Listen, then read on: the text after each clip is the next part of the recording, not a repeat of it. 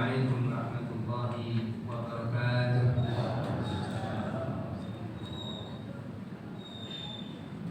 Alhamdulillah, alhamdulillahirabbil alamin. Wassalatu wassalamu ala asyrafil anbiya'i wal mursalin wa ala alihi wa ashabihi wa man tabi'ahum bi ihsan ila yaumiddin. Asyhadu an la ilaha illallah wahdahu la syarika lah wa asyhadu anna Muhammadan abduhu wa rasuluh la nabiyya wa la rasula ba'dah. Amma ba'd. Allahumma la sahla illa ma ja'altahu sahla wa anta taj'alul hazana idza syi'ta sahla. Rabbi shrah li sadri wa yassir li amri wahlul 'uqdatam min lisani yafqahu qawli. Ma'asyiral muslimin, hadirin dan hadirat, Bapak Ibu jamaah salat subuh yang mudah-mudahan senantiasa dirahmati Allah Subhanahu wa ta'ala. Syukur kita kepada Allah Subhanahu wa ta'ala dengan mengucapkan Alhamdulillahirabbil alamin atas segala nikmat yang diberikan kepada kita semuanya. Alhamdulillah, pada pagi hari ini kita bisa melaksanakan salah satu daripada perintahnya, yaitu salat subuh yang kita laksanakan secara berjamaah. Kita berharap mudah-mudahan amal-amal saleh yang kita laksanakan seluruhnya diterima oleh Allah Subhanahu wa ta'ala. Salawat dan salam kita haturkan kepada junjungan kita, uswatun hasanah, suri tauladan kita, yaitu Nabi besar Muhammad sallallahu alaihi wasallam, serta keluarga, para sahabat dan seluruh umatnya yang senantiasa istiqomah di dalam menjalankan sunnah beliau hingga hari kemudian. Bapak Ibu jamaah sekalian yang dirahmati Allah Subhanahu wa ta'ala, pada kesempatan pagi hari ini insyaallah kita akan melanjutkan pembahasan rutin kita, yaitu tentang tauhid dan akidah. Dan insyaallah Bapak Ibu dan Mada Allah, kita masih membahas seputar ma'rifatullah, bagaimana kita mengenal Allah Subhanahu wa ta'ala. Syekh Abdul Hasan hafizahullah ta'ala menyebutkan dalam kitabnya As-Sirajul Wahhaj, wa annahu subhanahu 'alimun bi 'ilmin wa qadirun bi qudratin wa hayyun bi hayatin wa muridun bi iradatin wa sami'un bi sam'in wa basirun bi basarin wa mutakallimun bi kalamin wa kadza baqiyatu ma thabata min sifatihi 'azza wa jalla ifaqan li ahli sunnah wa khilafan li ahli ta'tili wa tahrif. Beliau mengatakan bahwasanya sesungguhnya Allah Subhanahu wa ta'ala adalah zat yang alim dengan ilmu dan pengetahuan, wa qadir, dan Allah adalah zat yang maha mampu bi qudratin, dengan qudrahnya, wa hayyun bi hayatin, dan Allah yang maha hidup dengan sifat kehidupannya, wa muridun bi iradatin, dan Allah yang maha berkehendak dengan kehendaknya, dan seterusnya pada setiap sifat-sifat Allah Subhanahu wa ta'ala. Ini adalah keyakinan ahli sunnah wal jamaah, berbeda dengan keyakinan mereka orang-orang yang menyimpang dari pemahaman ahli sunnah wal jamaah. Bapak Ibu yang dirahmati Allah Subhanahu wa ta'ala, dari apa yang disebutkan oleh penulis di sini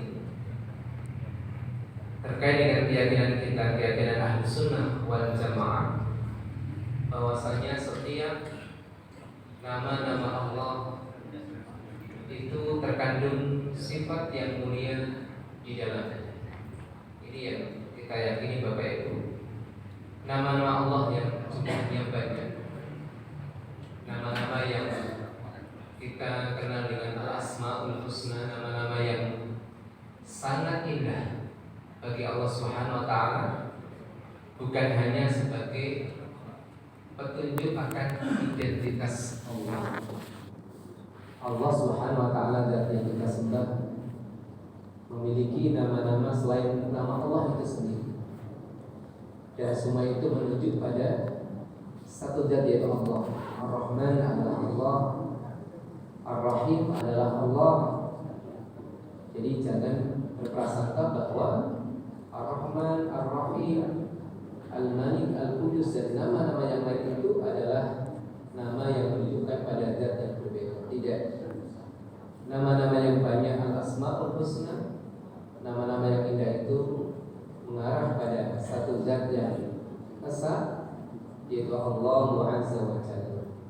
Namun setiap nama tersebut mengandung sifat yang berbeda. Setiap nama tersebut kalau dilihat dari sisi sifat berbeda, apa itu? Ar-Rahman dan Ar-Rahim itu pun berbeda, walaupun terkandung di dalamnya sifat rahmat. Tapi lihat rahmat yang seperti apa, para ulama menjelaskan berbeda. Ar-Rahman itu rahmat yang seperti apa, Ar-Rahim itu rahmat yang seperti apa, berbeda. Ya, apalagi nama-nama yang lain, Al-Qadir, berbeda. Jadi setiap nama Allah mengandung sifat yang sesuai dengan lafalnya. Ini yang kita yakini. Ya, tapi pada waktu itu Bapak Ibu yang dirahmati Allah Subhanahu wa taala, dan tentunya di dalam kita memperhatikan asma dan sifat Allah bukan hanya sekedar pembahasan seputar ilmiah akan nama-nama Allah, sifat-sifatnya, tapi lebih daripada itu memahami nama-nama dan sifat Allah sebagai jalan terbaik untuk kita semakin dekat dengannya. Menghafal namanya, memahami maknanya, dan bagaimana kita bisa menerapkan konsekuensi daripada nama-nama tersebut dalam kehidupan kita. Makanya Bapak Ibu kalau membaca ayat-ayat Al-Quran dan bertemu dengan ayat yang berbicara tentang nama Allah, perhatikan di situ, kita berhenti, kita renungkan, karena kita sedang membaca ayat yang berbicara tentang Rabb kita. Makanya ayat yang paling agung adalah ayat yang berbicara tentang Allah. Itu ayat Al-Kursi, Pak. Itu ayat yang paling agung. Kenapa? Karena ayat ini fokus berbicara tentang Allah. Pertanyaannya ketika kita membaca tentang Allah, ayat-ayat yang menggambarkan tentang Allah, apakah hati kita tergetar atau tidak? Padahal dalam surat Al-Anfal ayat yang kedua disebutkan, innamal mu'minuna alladzina idza dzukirallahu wajilat qulubuhum. Sesungguhnya orang-orang mukmin itu ketika dibacakan atau disebutkan nama Allah, wajilat qulubuhum, tergetar hatinya. Pertanyaannya, bagaimana hati kita bisa tergetar kalau kita tidak paham maknanya? Kita mendengar nama Ar-Razzaq, Allah Ar-Razzaq, ya biasa saja, karena mungkin belum begitu memahami maknanya. Paham maknanya tapi tidak paham hakikatnya. Kita paham bahwa Allah memiliki nama Ar-Razzaq, namun tidak memahami hakikatnya, sehingga kita sering putus asa pada saat salah satu pintu rezeki kita tertutup, padahal kita hamba Allah yang Maha Razzaq. Kan gitu, Pak. Kita adalah sebagai hamba Allah yang Maha Kaya, Al-Ghani, tapi sering takut akan kefakiran, kan seperti itu. Maka di antara prakteknya Bapak Ibu, ketika kita membaca ayat-ayat yang berbicara tentang nama-nama Allah dan sifatnya, kita berhenti di situ. Coba kita renungkan. Karena para ulama menjelaskan ini cara terbaik mengenal Allah, cara terbaik bertakarub kepadanya. Salah satu contoh Bapak Ibu pada surat Asy-Syura. Surat Asy-Syura ayat 49 dan ayat 50. Di penghujung ayat nanti ada dua nama Allah yang indah. Kita coba sedikit renungi dan kita praktekkan. Jadi bukan hanya membahas asma dan sifat nama Allah maknanya seperti ini, tidak seperti itu. Takutnya malah kalau kita membahas nama Allah sebatas teori ilmiah seperti itu, hati kita menjadi keras. Karena kalau kita bicara ilmu, Bapak Ibu, yang sering kita dengar ilmu dan keutamaannya. Padahal tidak sedikit para ulama ketika membahas tentang ilmu juga mereka menjabarkan akan petaka yang ditimbulkan oleh ilmu, di antara sifat sombong. Sudah hafal Quran, bukan tawadhu tapi sombong. Menyimpulkan bahwa dia hafal Quran karena kecerdasan akalnya. Padahal Allah dia akan berikan itu semua. Masya Allah, ini bicara ilmu, Bapak Ibu. Tapi barakallahu fikum, Bapak Ibu dirahmati Allah. Surat Asy-Syura ayat 49 dan 50. Lillahi mulkus samawati wal ardh. Bagi Allah, milik Allah apa-apa yang ada di langit dan apa-apa yang ada di bumi. Yahabu liman yasha'u inatha wa yahabu liman yasha'u dhukur aw yuzawwijuhum dhukrana wa inatha wa yaj'alu man yasha'u aqim. Allah Subhanahu wa taala memberikan kepada siapapun yang dikehendakinya anak-anak dari jenis laki-laki. Ada orang itu dikasih oleh Allah anak semuanya laki-laki, laki-laki semua. Ya, ini kehendak Allah. 5 yasha, siapapun yang dikehendaki. Anaknya banyak 5 laki-laki semua. Ya, kemudian menunggu-nunggu anak berikutnya, anak yang ke-6. Nah, ini insya Allah perempuan, ternyata laki-laki juga. Ada juga yang diberikan oleh Allah anak-anak itu semuanya perempuan, kebalikannya. Ada juga yang diberikan oleh Allah anak-anak dan keturunan itu berpasang-pasangan, ada laki-laki, ada perempuan. Dan Allah juga kalau berkehendak menjadikan sebagian orang aqim, mandul, tidak punya anak. Berarti di sini kita paham ya Pak, bahwa orang yang diberikan oleh Allah anak ini adalah anugerah dari Allah. Dan ada sebagian orang yang ditakdirkan oleh Allah tidak memiliki keturunan, ini juga kehendak Allah. Sehingga kita tidak perlu kemudian yang memiliki keturunan membanggakan. Kemudian orang yang tidak diberikan keturunan oleh Allah kemudian suudzon, tidak boleh suudzon kepada Allah. Kemudian di akhir ayat ini Bapak Ibu, Allah kabarkan akan 2 nama yang indah yang perlu kita renungi. Wallahu alimun qadir. Allah yang maha tahu dan Allah yang maha mampu. Alimun qadir. Qadir di sini Allah yang maha berkuasa. Artinya segala sesuatu itu atas kuasa Allah, termasuk tadi Pak, anak keturunan. Jadi yang punya keturunan, yang punya anak banyak, jangan sampai kemudian berbangga karena diberikan keturunan dan menyimpulkan bahwa ini karena ya dia subur atau apa. Tidak, itu karena kehendak Allah. Allah jadikan dia memiliki keturunan. Ada yang dijadikan oleh Allah tidak memiliki keturunan. Ini adalah kudrah Allah. Kudrah Allah, bukan karena kemampuan kita, bukan karena kita perkasa. Itu kudrah Allah, sehingga segala nikmat yang kita kecap kita kembalikan kepada Allah. Cuma kita kan seringnya apa?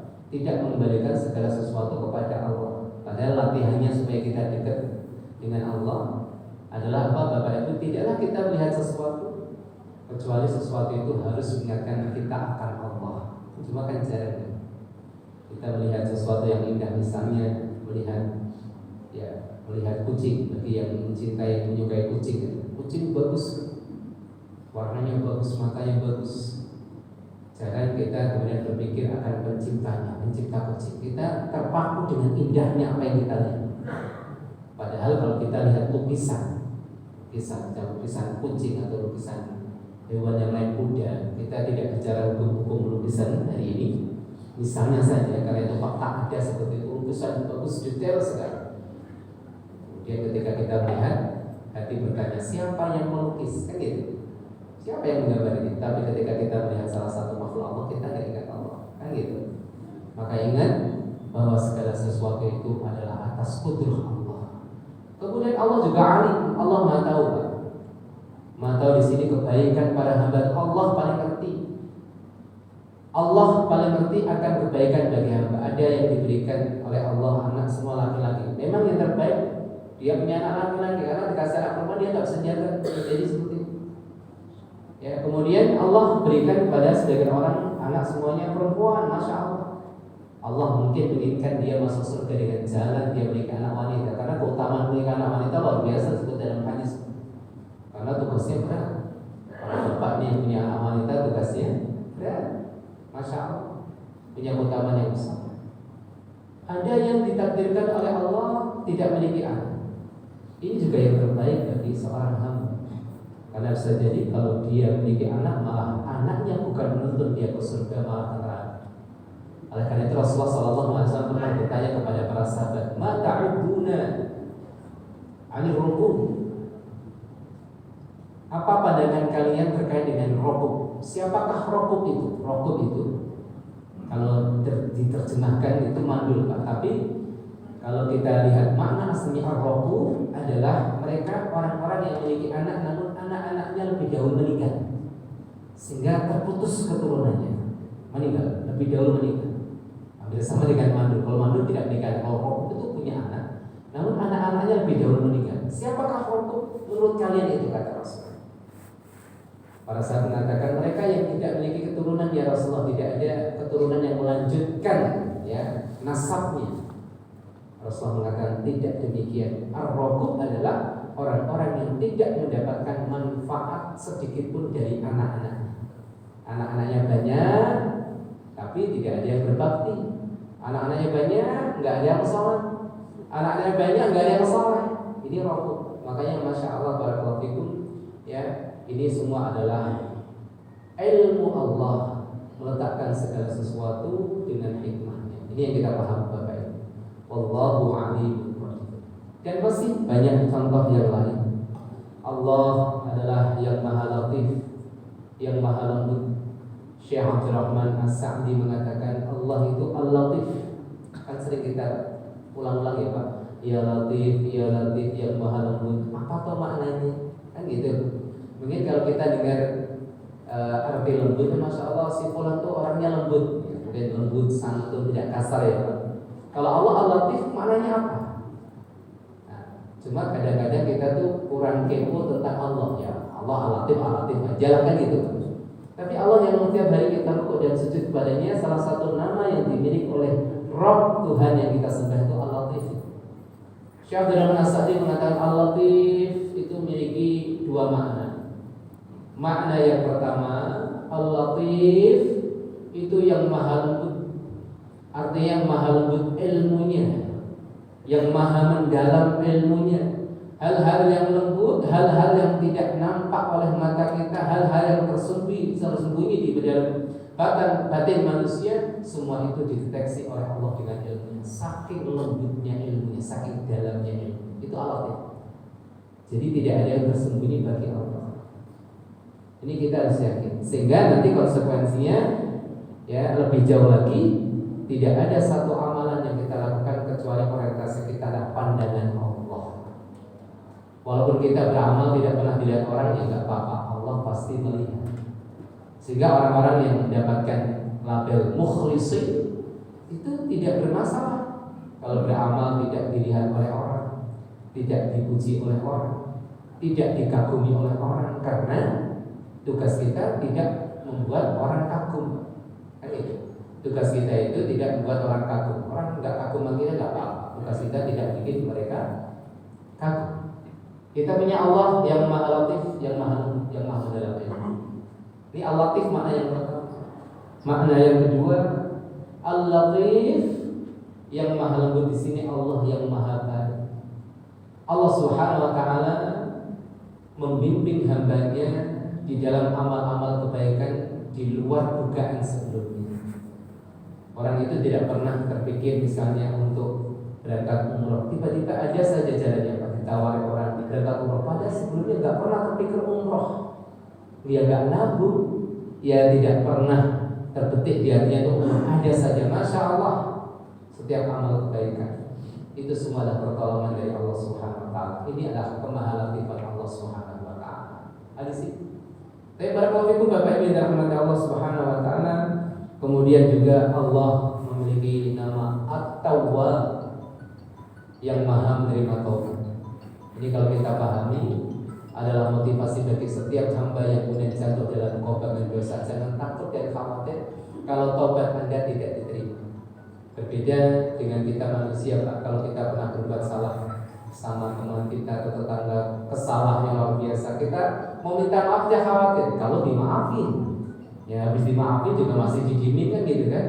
Ya masih ngambek. Itu sifat manusia. Allah tidak memiliki sifat seperti itu. Dosa manusia begitu banyak, kalau mereka minta ampun, mohon ampun pada Allah, Allah tidak hanya menerima, tapi Allah senang, gembira.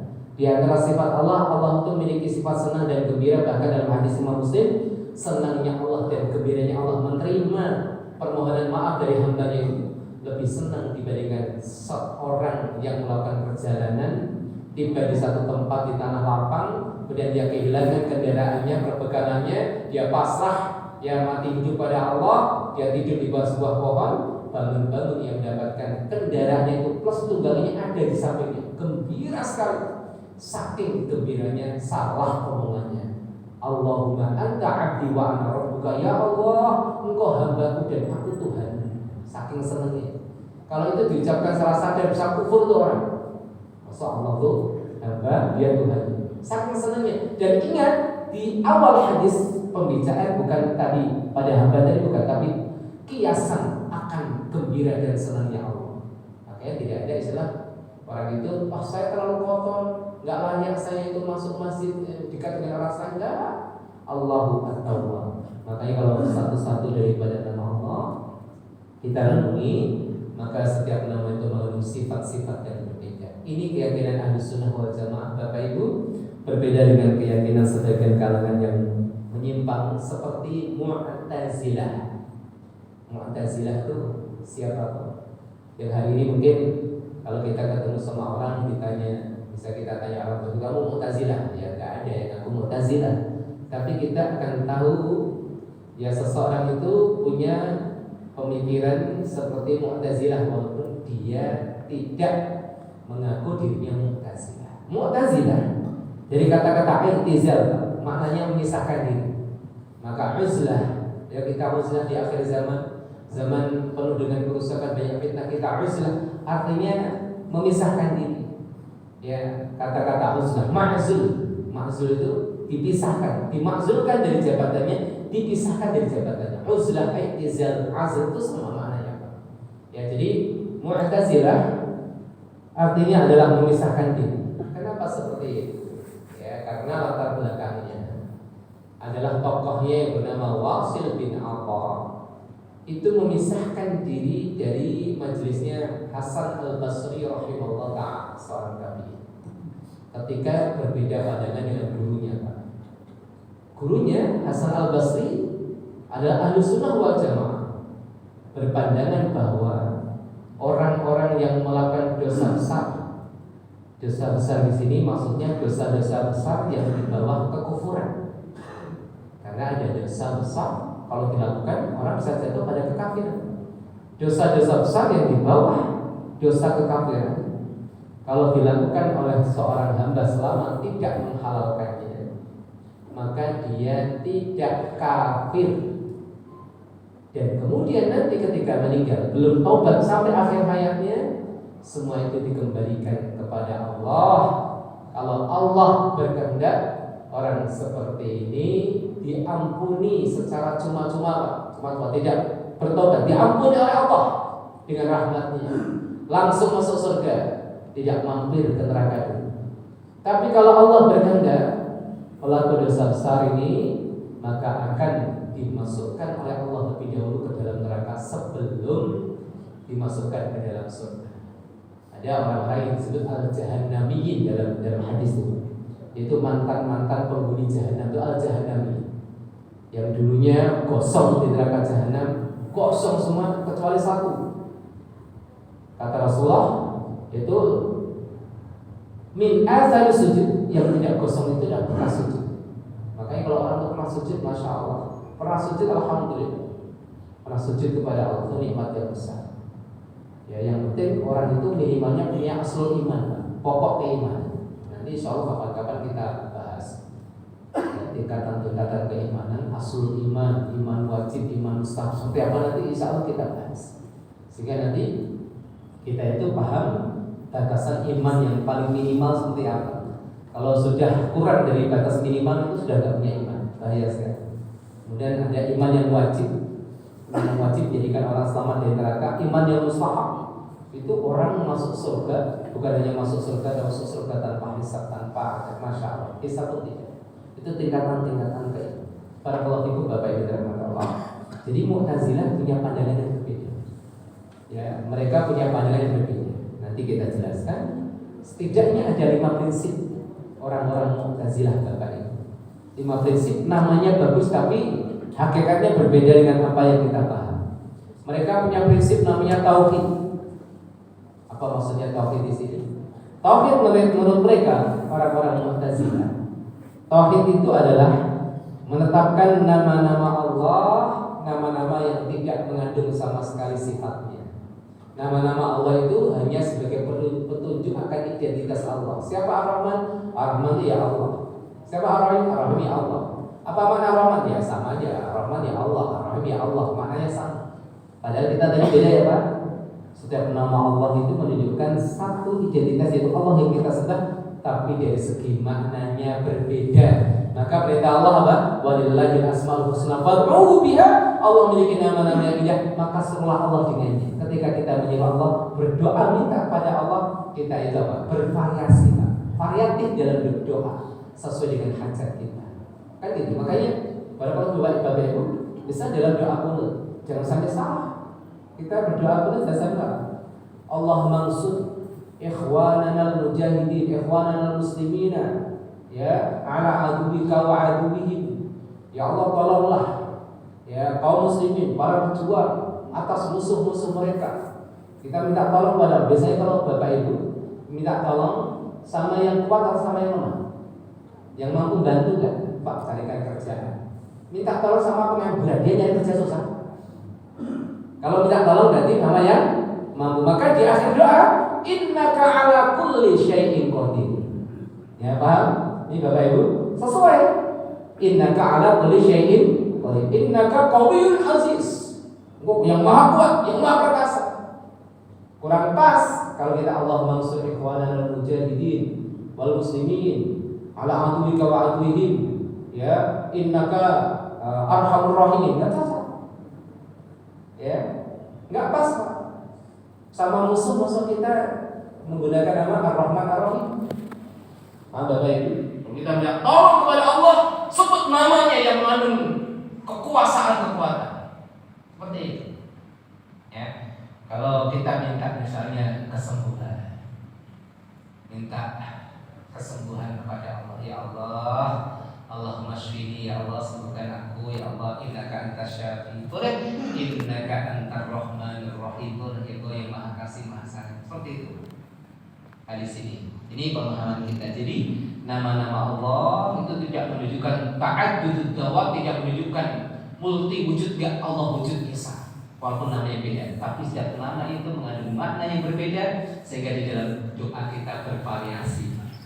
Minta rezeki, ya Allah, ya Ghani, ya Mubni, ya Razzaq, ya Mannan, ya Wahhab. Ya sebenarnya Allah terus bervariasi. Allah senang disebut namanya, itu senang. Ya Allah itu senang disebut nama. Nah di sini, sedangkan orang-orang Mu'tazilah memiliki pandangan yang berbeda. Ya namanya nama saja, maknanya sama aja, nggak ada berbeda. Ini keyakinan orang-orang Mu'tazilah. Satu nama ini dengan nama yang lain yang menunjukkan akan keesaan Allah yang tidak memiliki multi sifat.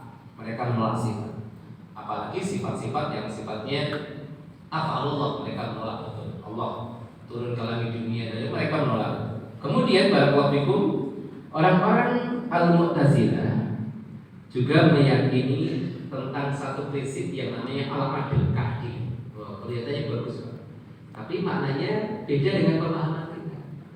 Al-adl, mereka meyakini bahwa keadilan Allah Subhanahu wa ta'ala itu memasukkan para hambanya ke dalam surga karena ketaatan seorang hamba, masukkan ke neraka karena kemaksiatan seorang hamba, dan semua itu di luar masyiah, di luar takdir Allah. Awalnya bagus, tapi apa Pak? Sehingga di sini konsekuensinya ada sesuatu yang terjadi di alam semesta ini di luar kehendak Allah. Ini menyelisih prinsip kita Ahlussunnah wal Jamaah dalam masalah takdir. Ya, di sini ini penting, takdir itu juga penting, Pak. Harus kita ilmu dengan benar sampai nanti kita memetik hasil buah manisnya dari iman kita pada qada dan qadar. Secara singkat, 4 bagian iman kita pada qada dan qadar apa Bapak Ibu? Pertama, kita meyakini segala sesuatu itu dalam ilmu Allah. Ini yang diingkari oleh Mu'tazilah. Semua apa yang terjadi 2 jam kemudian setelah kita bermajlis, apa yang terjadi pada diri kita Allah mata. Semua diilmui oleh Allah. Kedua, kita yakin segala sesuatu sudah ditulis di Allahul Mahfuz sana. Semua rezeki kita, ajal kita, kapan kita sehat, kapan kita sakit, itu sudah ditulis oleh Allah melalui perantara kolam. Kolam itu pena yang Allah ciptakan pada waktu itu. Entah bentuknya seperti apa, besarnya seperti apa. Wallahu a'lam bishawab. Allah pernah menciptakan makhluk yang bernama kolam, pena, untuk menuliskan takdir-takdir makhluk. Bahkan takdir makhluk itu ditulis oleh kolam itu sebelum langit dan bumi diciptakan, yaitu 50.000 tahun sebelum. Masya Allah. Berarti semua sudah ditulis, Pak. Rezeki kita berarti sudah ada garansinya kan gitu. Sudah ada garansinya. Cuma kita itu yang sering kita risaukan adalah yang sudah digaransikan oleh Allah. Kadang nggak percaya sama Allah, kan gitu, Pak. Kurang yakin sama Allah. Ya, ini yang jadi masalah. Padahal itu sudah digaransi, sudah dijamin oleh Allah Subhanahu wa ta'ala. Cuma kita risau dengan jaminan Allah. Itulah manusia, Pak. Padahal kalau kita sesama manusia dalam kehidupan sehari-hari itu yakinnya luar biasa. Yakinnya. Bapak Ibu kalau naik kendaraan, naik angkutan atau naik taksi, itu jarang kita tanya, Pak, beneran bisa nyetir Pak? Ya yakin aja, naik. Naik pesawat itu pernah kemudian Bapak atau Ibu memaksakan diri ke ruangan pilot. Pokoknya saya ketemu pilot, saya harus tanya langsung dia bisa nyetir pesawat enggak? Kalau nggak bisa saya nggak mau naik. Apa pernah seperti itu? Yakin aja. Kita ke warung itu makannya, pernah kita ngotot tanya ke kokinya, kamu bener gak masaknya? Kamu kasih racun gak? Enggak, makan aja, nambah ya nambah. Itu sesama manusia, sama Allah itu. Padahal rizki wa ma min dabbatin fil ardi illa 'ala Allahi rizquha. Kan gitu. Tidak ada yang melangkah, tidak ada yang berjalan di muka bumi ini kecuali rizkinya ditanggung oleh Allah. Tugas kita ikhtiar. Kan gitu. Tugas kita ikhtiar aja. Apa yang kita dapat itu nggak mungkin di luar takdir Allah, kan gitu. Cuma ya kata kita itu risau dengan apa yang Allah berikan. Baik Bapak Ibu, semua sudah ditulis. Ketika semua itu sudah dikehendaki, Masya Allah, dan segala sesuatu yang ada di alam semesta ini termasuk kita dan perbuatan kita itu ciptaan. Jadi prinsipnya Ahlussunnah berbeda dengan Mu'tazilah, Pak. Orang masuk surga dengan kemurahan Allah, bukan keadilan Allah. Orang masuk neraka dengan keadilan Allah. Nah di sini kalau orang-orang Mu'tazilah, mereka itu punya prinsip bahwa Allah tidak mengetahui sesuatu kecuali sudah terjadi. Ini parah sekali orang-orang Mu'tazilah, sehingga mereka mengatakan orang masuk surga dan neraka itu dengan keadilan Allah. Salah. Orang masuk surga dan neraka, orang masuk surga dengan rahmat Allah, orang masuk neraka dengan keadilan Allah Subhanahu wa ta'ala. Tapi pada waktu itu Bapak Ibu dirahmati Allah Subhanahu wa ta'ala, kemudian orang-orang Mu'tazilah meyakini satu prinsip namanya al-manzilah bainal manzilatain. Satu kedudukan di antara dua kedudukan. Maksudnya apa? Ini terkait tadi dosa besar, pelaku dosa besar. Menurut mereka orang yang melakukan dosa besar di dunia itu statusnya tidak mukmin, tidak kafir. Ya, tidak mukmin, tidak kafir. Ya apa? Bingung. Tidak mukmin, tidak kafir. Kalau orang-orang Khawarij dikit-dikit kafir. Ini orang semangat kafirin orang di Khawarij itu dikit-dikit kafir. Orang Murji'ah itu lain. Orang yang jelas-jelas kafir itu dikatakan sebagai mukmin. Ya, sampai iblis itu jadi kafirkan dia mukmin karena yakin sama Allah. Yang penting orang tuh yakin walaupun nggak ucapkan syahadat itu mukmin, itu parah.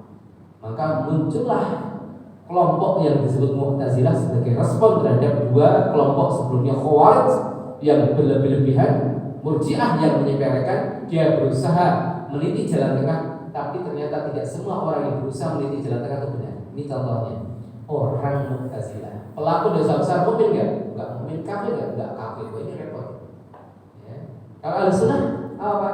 Orang melakukan dosa besar di kalangan orang mukmin, dia mukmin yang imannya terkurangi dengan kadar kemaksiatan yang dia lakukan. Selama perbuatan dosa besar itu tidak sampai derajat kekufuran. Makanya Bapak Ibu rahmat Allah, amal-amal dalam iman itu juga bertingkat-tingkat, sebagaimana dosa juga bertingkat-tingkat, Pak. Juga bertingkat-tingkat. Ada amalan yang merupakan syarat sah iman, kalau nggak dilakukan nggak sah iman. Contohnya Pak, syahadat. Orang itu sesoleh apapun nggak mengucapkan syahadat, nah itu ya nggak sah imannya, kan gitu. Syahadat, ketika mau syahadat, ada amal yang merupakan apa namanya? Kalau tidak dilakukan maka ia berdosa, tapi tidak sampai batal imannya. Misalnya puasa Ramadan, zakat, itu kalau nggak dilakukan ya bahaya Pak, tapi kemudian nggak batal iman. Nah di sini ini tingkatan kedua. Ada sebagian orang memasukkan sholat pada bagian ini, tapi ada juga mengatakan sholat itu masuk peringkat sebelumnya Pak. Artinya kalau orang meninggalkan sholat itu imannya terancam. Jadi memang ada perbedaan di antara para ulama. Kalau Imam Ahmad itu berpendapat sholat itu tingkatannya seperti syahadat. Orang yang meninggalkan sholat dengan sengaja maka jatuh dalam kekafiran, baik dia meyakini kewajibannya atau tidak meyakini. Meninggalkan karena malas atau menolak kewajibannya itu sama saja menurut mazhab Imam Ahmad. Kalau Imam Syafi'i berbeda Bapak Ibu. Kalau Imam Syafi'i itu berpendapat orang yang meninggalkan sholat yaitu tidak dikafirkan selama meyakini kewajiban. Nah, ini Imam Syafi'i. Kalau karena faktor malas tidak dikafirkan. Ini beda antara guru maupun berbeda. Maka pernah terjadi diskusi antara Imam Ahmad sama Imam Syafi'i. Imam Syafi'i tanya ke Imam Ahmad, bahasa guru ke muridnya, Ahmad itu orang meninggalkan sholat kafir nggak? Kafir Imam. Ini dalilnya ini. Ya. Kemudian cara tobatnya ya sholat. Imam Syafi'i mengatakan, lah bagaimana ia sholat diterima oleh Allah masih kafir kok sholat? Kan gitu. Kafir, malah sholat gimana? Kalau dia itu kafir, harusnya sebelum sholat syahadat dulu. Nah kalau orang kafir Allah bersolat ya sah nggak dong sholat dia masih kafir? Paham Bapak Ibu? Karena diskusi ya paham. Imam Syafi'i tanya ke Imam Ahmad, orang ninggalin sholat kafir nggak? Kafir Imam, kayak gitu. Tobatnya ya, tobatnya sholat. Dan bagaimana mau sholat dia masih kafir? Kan gitu. Dia masih kafir. Makanya nanti ada pembahasan orang kafir itu wajib mandi besar apa enggak? Kan gitu kan, wajib mandi besar apa enggak? Ya kan gitu kan? Karena waktu zaman kafir mungkin dia pernah junub macam-macam kan gitu kan. Wajib mandi besar atau enggak atau sunnah itu dibahas oleh para ulama. Ya setidaknya orang itu mengucapkan syahadat. Tapi pada waktu itu Bapak Ibu dirahmati Allah, kemudian ada amalan-amalan yang hanya menyempurnakan iman Pak, menyempurnakan, nggak batal imannya kalau nggak dilakukan. Misalnya ada orang jalan di satu tempat melihat satu gangguan, ada paku atau apa, ketika ia tidak menyingkirkan gangguan tersebut, bukan berarti imannya hilang. Oh kamu tuh nggak beriman kamu. Atau ada tetangga misalnya tidak menghormati tetangga. Apakah kemudian ketika ia tidak menghormati tetangganya imannya hilang? Itu berkurang kesempurnaan iman. Nah, di situ Bapak Ibu. Makanya kita memahami hadis la yu'minu ahadukum, tidak beriman di antara kalian, maksudnya tidak sempurna iman kalian. Maka ini hati-hati Bapak Ibu yang dirahmati Allah. Kalau kita tidak berhati-hati, khawatir ini masuk ke wilayah ini, masuk ke wilayah itu. Orang Khawarij berlebih-lebihan dalam mengafirkan, orang Murji'ah itu berlebih-lebihan dalam menetapkan keimanan, orang-orang Mu'tazilah itu kelihatan pertengahan tapi juga sama. Orang-orang Mu'tazilah meyakini orang yang melakukan dosa besar tidak mukmin, tidak kafir. Itu kan bingung. Padahal status mukmin itu nanti ada konsekuensinya, Pak. Kalau orang itu masih mukmin walaupun dosanya besar, mati, bahkan dia meninggal dalam keadaan dia minum khamr, di mulutnya masih ada khamr. Kalau dia masih mukmin, berbatal imannya, dia punya hak sebagai orang mukmin disolati, Pak. Walaupun para ulama menjelaskan untuk tokoh-tokohnya nggak perlu nyolati orang yang melakukan dosa besar, yang meninggal bertobat sebagai pelajaran. Tapi kalau nggak ada orang sholat satu itu dosa kaum mukmin, karena dia masih mukmin, punya hak dia disolati. Orang mati bunuh diri dia disolati, walaupun yang nyolati berapa orang, wajib ada yang nyolati. Kayak mungkin imam masjid, tokoh-tokoh masjid nggak nyolati dia sebagai pelajar, gitu ya. Tetapi kalau nggak mukmin, ya nggak boleh sholat, kan gitu kan. Makanya anak-anak yang lahir dari rahim orang-orang non-Islam, orang kafir, meninggal sebelum balik hukumnya ikuti orang tuanya. Tidak mukmin, tidak disolati, walaupun anak itu nggak punya dosa, kan itu Bapak Ibu. Nah, tapi kalau orang itu tidak mukmin, tidak kafir kan masalah. Ini jadi masalah. Sedangkan di akhirat orang-orang Mu'tazilah itu berpandangan sama dengan Khawarij, bahwasanya orang yang melakukan dosa besar ketika masuk neraka mereka kekal di dalam. Ini jelas-jelas berlawanan dengan Ahlussunnah wal Jamaah. Dari sekian banyak hadis Bapak Ibu, ini juga menjadi penyemangat untuk kaum muslimin, yaitu dari golongan orang-orang yang bermaksiat, ketika mereka masuk neraka masih ada harapan untuk mentas dari neraka kemudian masuk surga. Ya, tapi mereka orang-orang Khawarij, orang-orang Mu'tazilah meyakini orang-orang yang melakukan dosa besar sampai akhir hayatnya belum tobat, kalau masuk neraka kekal di dalam. Yang kekal itu hanya orang-orang kafir. Orang mukmin yang masuk neraka, dan hadisnya sangat banyak. Hadisnya itu sangat banyak. Ya, sangat banyak sekali. Ada masa dituntaskan oleh Allah. Sebagai kami sampaikan pada Bapak Ibu, ada orang-orang yang disebut dengan al-jahannamiyyin, yaitu mantan-mantan penghuni jahannam. Bakar semuanya, gosong semuanya, kecuali asar sujud. Maka bekas sujud enggak pernah gosong. Kening orang itu pernah gosong, walaupun dibolak-balik di neraka enggak gosong. Alhamdulillah kalau pernah sujud ditingkatkan lagi. Kalau orang itu imannya enggak batal pernah sujud, jadi kan Allah berkehendak ia masuk neraka maka tidak kekal di dalam. Tapi jangan berangan-angan seperti ini, Pak. Ya, yang penting enggak kekal ya Allah, maka kita kuat dengan siksa neraka. Allah Akbar. Tapi Bapak Ibu rahmatullah, Allah, ini berapa prinsip yang diyakini oleh orang-orang Mu'tazilah beda dengan Ahlussunnah. Intinya Bapak Ibu, PR kita bukan hanya sebatas ilmiah, pahami nama Allah, pahami sifat yang terkandung pada nama tersebut, penuhi. Apakah kita betul-betul bisa mengaplikasikan tuntutan-tuntutan nama-nama Allah dalam kehidupan kita? Seperti itu. Jadi Bapak Ibu, Al-Quran 30 juz seperti kayak si Al-Quran itu tentang Allah, Pak. Ya, makanya kalau kita rajin tuh, Pak, kita rajin, jangan hanya sebatas di majelis ilmu, tapi kita kembangkan. Misalnya kita mencoba membaca surah Al-Baqarah, nama-nama Allah di surat Al-Baqarah, nama-nama Allah dan sifat-sifatnya di Al-Baqarah kita kumpulkan, kita baca tafsirnya, Masya Allah. Nama-nama Allah, sifat-sifat Allah di surat Al-An'am, Masya Allah. Itu karena apa? Sepertiga Al-Quran itu berisi akan Allah, dan tidak ada ayat yang menandingi keagungan ayat yang berbicara tentang Allah banyak. Makanya surah Al-Ikhlas itu walaupun pendek itu luar biasa, karena bicara tentang Allah, prinsip ketuhanan Islam. Ya, prinsip ketuhanan di dalam Islam. Itu surah Al-Ikhlas yang baca sekali mendapatkan pahala orang yang menghatamkan sepertiga Al-Quran. Maka rugi kalau kita dalam sehari tidak membaca minimal 3 kali surah Al-Ikhlas, itu rugi, Masya Allah. 3 kali Al-Ikhlas mendapatkan pahala orang yang khatam Al-Quran. Kemudian poin berikutnya, poin yang ke-7 Bapak Ibu, kita tambah sedikit. Wa kullu ma khatara fil bali aw tusawwira fil dhihni fallahu azza wa jalla a'la wa ajalla. Apapun yang terbetik pada hati seseorang tentang Allah, bayangan atau imajinasi tentang Allah, sungguh Allah adalah zat yang lebih agung, lebih utama, lebih mulia dari apa yang dibayangkan oleh manusia. Ini ada sedikit pembahasan Bapak Ibu tentang bolehkah membayangkan tentang Allah.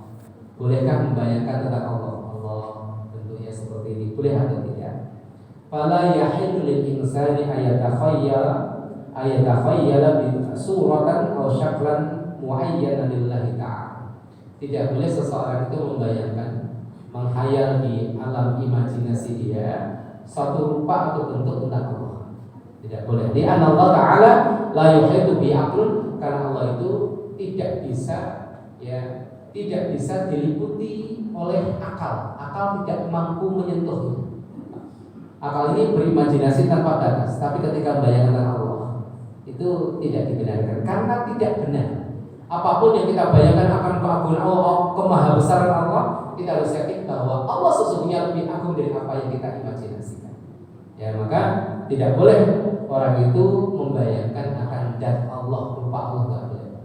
Apakah kufur atau tidak? Para ulama menjelaskan. Kalau dia membayangkan tentang Allah, wujud Allah, rupa Allah, ya ketika disebutkan tangan Allah, disebutkan wajah Allah, kemudian terbayang tangan yang besar, wajah yang besar, kita berhenti, cukupkan.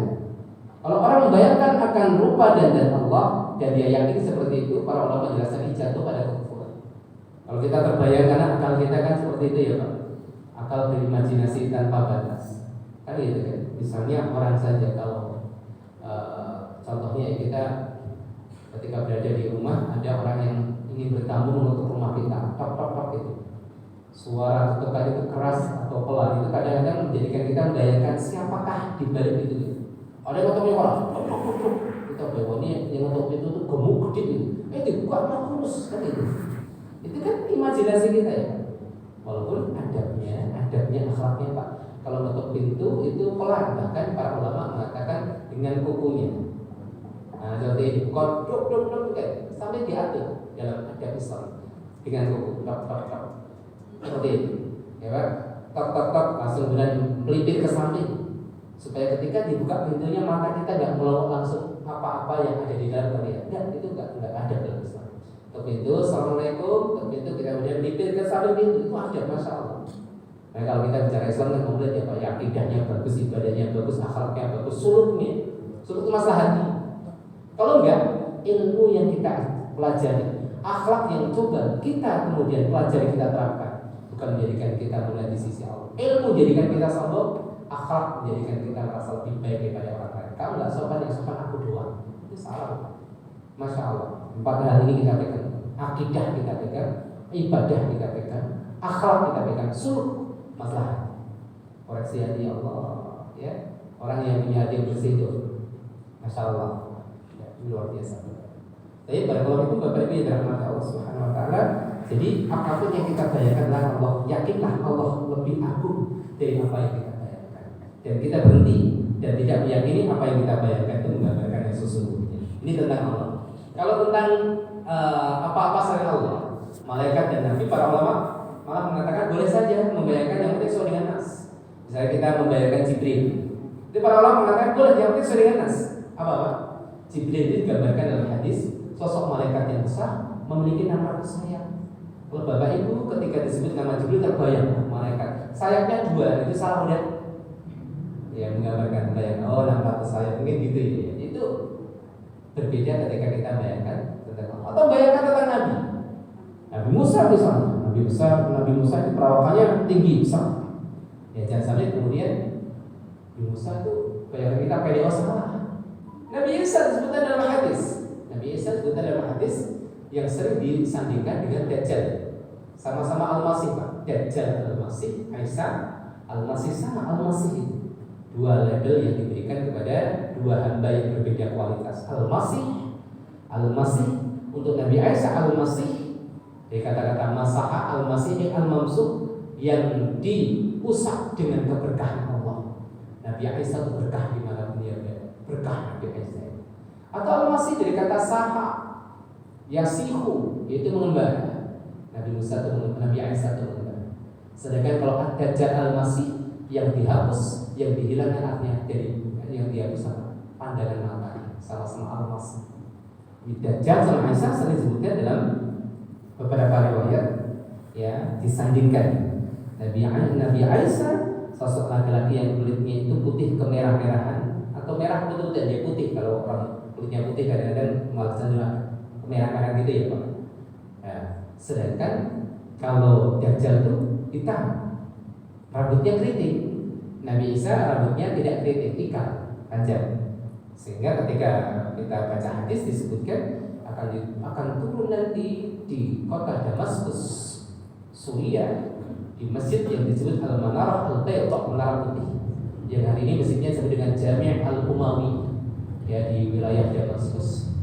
Di waktu asar ada riwayat menyebutkan di waktu subuh diapit oleh 2 malaikat, dan ketika beliau menundukkan kepalanya, ya, itu menetes butiran-butiran air yang kelihatan segar.